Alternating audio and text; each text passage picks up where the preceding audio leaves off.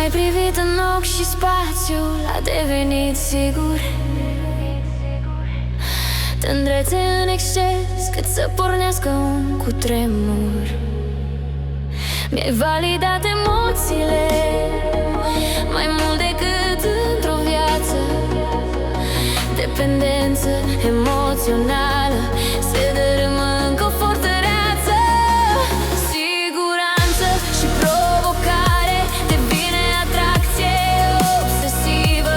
Privirea ta mă scanează fără a fi invazivă. Mă ții în brațe, e cel mai bun antidepresiv.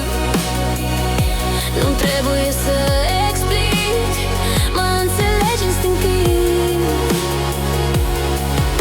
Mă vezi cu adevărat, mă ții în siguranță. Cu tine sunt acasă în cea mai tare rezonanță. Calm și nebunie, emoții fără control direct.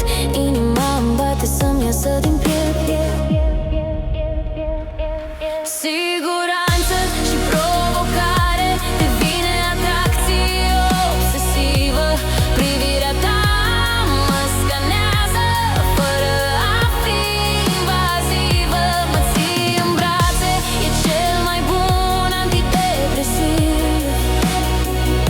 Nu trebuie să explic, mă înțelegi instinctiv.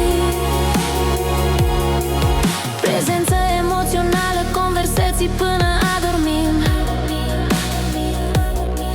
Atașament securizând, semn subtil că vasi unanim. Fără instabilitate, fără ambivalență. Bucuria că ești, nu mai caut incongruență. Siguranță și provocare devine atracție obsesivă.